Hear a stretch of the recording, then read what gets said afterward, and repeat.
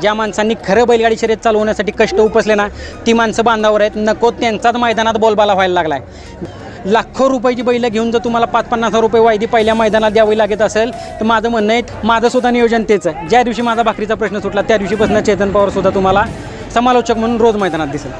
पहिली गोष्ट आर्थिक स्थिती ढासळणार, दुसरी गोष्ट तुमच्या डोक्यावर अक्षदा पडणार नाही.